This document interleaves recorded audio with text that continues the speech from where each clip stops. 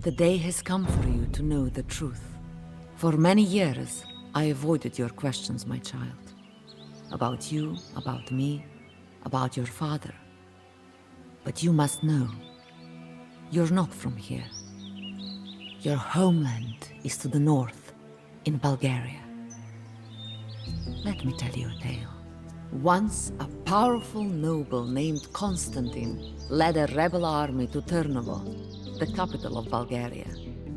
The reigning Tsar, a murderer who had usurped the throne, fled with his son Ivan to the court of the Roman Emperor. The grateful nobles of Bulgaria, a class of men called the boyars, proclaimed Constantine Tsar. The new king brought peace to Bulgaria.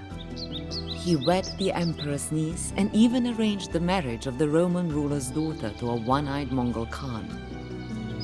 But such peace was not to last. Men are like wolves. They smell weakness. While riding, the Tsar fell from his horse, shattering his legs and spine. The crippled Tsar watched helplessly as his kingdom descended into anarchy. Tatar raiders invaded his lands, while the boyars busied themselves with increasing their own power. For fear of the raiders' torch, the peasants accepted the boyar's whip. A most unlikely man changed this fate. A common pig farmer appeared in a small village. His hands were calloused, and his weathered face was like that of any man who worked for his livelihood. But this man was different. Not only did he urge the people to resist the Tatars, but he somehow turned his words into action, leading a militia to defend the villages. Soon, his unlikely successes attracted the attention of far more powerful and ruthless men. Sometimes, the actions of others force us to make drastic decisions. Such was the case with Ivailo. Whatever his intentions, the armed band he led grew beyond him. It became a force of fury and of revenge. Having overthrown their masters, the peasants took vengeance on the hated nobles, murdering their families before blinding them with scorching hot needles. Ivailo himself was said to have slain Constantine.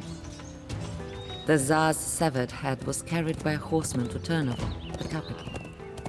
There, it was presented to the Tsar's wife, Maria, and their 7-year-old son.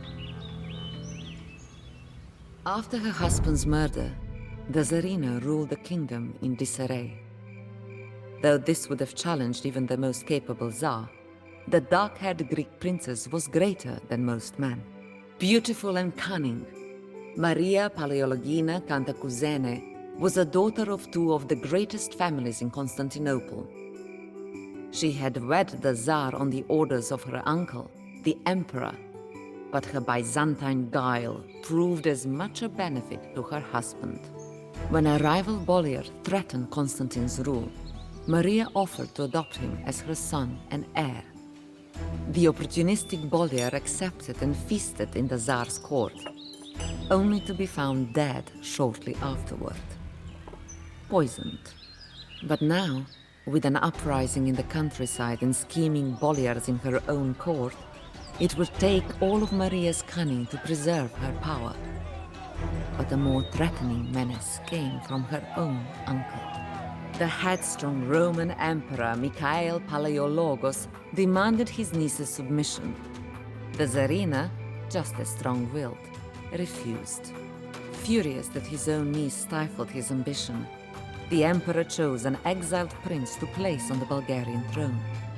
Ivan, the returning son of the Asen dynasty deposed by Constantine, led a great Roman army to retake his father's kingdom. The Tsarina alone could not defeat the Romans, nor could Ivailo challenge both the Tsarina and Ivan. The logic of these facts dictated the most unlikely alliance between a rebel leader and the wife of the Tsar he murdered. Ivailo's army filled the Yantra River with Roman dead, securing Maria's place on the throne. Now, the Tsarina had to fulfill her end of the bargain. As Ivailo approached the gates of the fortress, Maria waited silently for the man who had killed her husband. As Ivailo stepped before her, the Tsarina placed the Tsar's crown, once worn by her husband and father of her child, on the swineherd's head, crowning a peasant a king. The objections of the watching nobility were silent but palpable. Then, in a hasty ceremony, Maria wed the newly crowned Tsar, tying her fate with his. Watched suspiciously as the boyars bowed their heads in his presence. No matter what respect they showed him as Tsar in daylight, he knew they whispered and cursed him in the shadows. Murderer! Peasants, come! Turnovo might be the city of the Tsars, but it belonged to the boyars. Ivailo knew that remaining there would be a death sentence, but he was tied to the city. The Tsarina was carrying his child, yet fatherhood would have to wait. The emperor was undeterred by Ivan Asen's defeat. He enlisted his son-in-law, a great Mongol warlord named Nogai, to unleash war on Bulgaria. A descendant of Genghis Khan, Nogai was broad-shouldered and barrel-chested. He had lost an eye battling a brother in the Caucasus, a disfigurement that cost him the chance to rule as Khan of the Golden Horde. However, that was to his liking. Nogai was not a man to sit idly in a golden tent. He became the kingmaker and the real power behind the horde, leading its warriors into battle. Mongols, Tatars, humans, warriors as numerous as blades of grass streamed across the Danube into Bulgaria. Ivailo raced in the middle of the night to the river town of Drastar. There, he would raise an army and make his stand. In Turnovo, the Tsarina, alone and with child, waited for his return. There approached Drastar and called for the Tsar. Ivailo wondered, was this a messenger of the one-eyed Khan offering peace? But as the Tsar raised himself against the battlements, he could see the horseman was a Bulgarian. What word did he bring from Turnovo? Did he come to tell Ivailo of the birth of his child? No, the rider bore a message which chilled Ivailo and the survivors of the siege. Tsar, the horseman began, your men in Turnovo are dead, murdered by the boyars who have opened the gates to Ivan Asen. Ivan has taken the Tsarina and your newborn child and delivered them as prisoners to the emperor. Ivailo rode south, galloping past torched villages and overturned fields. He rode under the tall peaks and through the narrow passages of the Balkan mountains. There, the remnants of his army would make their final stand. A great Roman army was approaching, sent to reinforce Ivan's faction in Turnovo. The army was commanded by the general, Mikhail Glabas, who had strengthened his already impressive numbers with Tatar mercenaries. With Ivan in the north and the Romans marching from the south, Ivailo knew neither refuge nor retreat remained for his last followers. His men would win or die in these mountain passes. But these valleys had witnessed impossible victories before.